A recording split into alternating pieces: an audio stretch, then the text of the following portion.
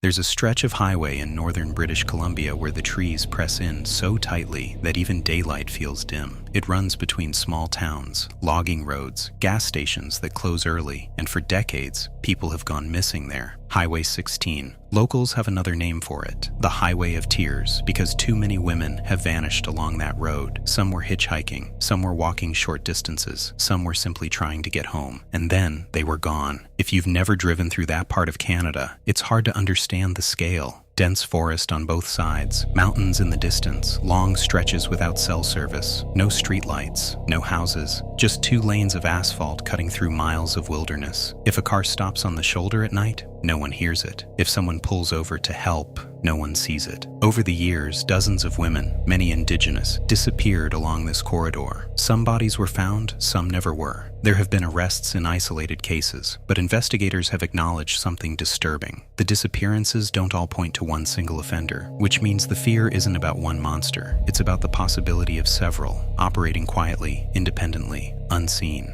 There's something psychologically different about a predator who hunts highways. It requires patience. It requires anonymity. You don't know their name. You don't know their city. You don't even know which direction they came from. They appear, they stop, they disappear, and they take someone with them. Imagine standing on that road at dusk, the sky turning violet, the trees blackening into silhouettes. You check your phone, no signal. You tell yourself it's only a short distance to town. Then headlights appear in the distance, and for a moment, you feel relief. Because isolation does something to the mind. It makes you trust strangers faster. That's the part investigators struggle with. Opportunity. The road creates opportunity. Long distances between communities mean hitchhiking was once common. It wasn't reckless, it was normal. But normal routines become predictable, and predictable routines attract predators. Some families still wait for answers decades later, and what unsettles them most isn't just the loss, it's the possibility that whoever did this blended back into everyday life, went home, watched the news, heard about search parties, and said nothing. When cases span decades, investigators face a chilling reality. Even if one killer is caught, another may still be out there. Highways don't belong to one person. They belong to everyone, which means anyone can use them, including someone hunting.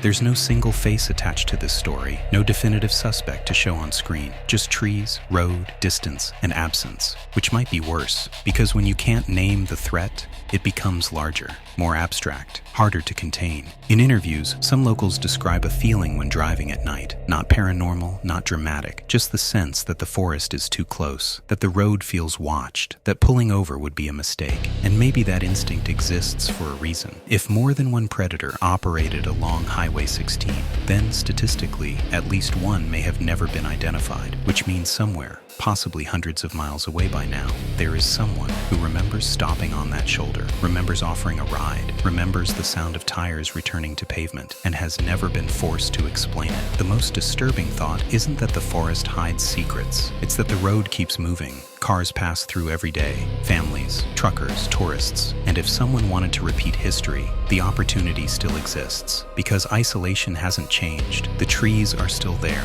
the distance is still there, the dark is still there. The Highway of Tears isn't just a nickname, it's a reminder that sometimes the most dangerous places aren't abandoned, they're just far enough away that no one hears what happens. And if even one person responsible was never caught, the road is still open.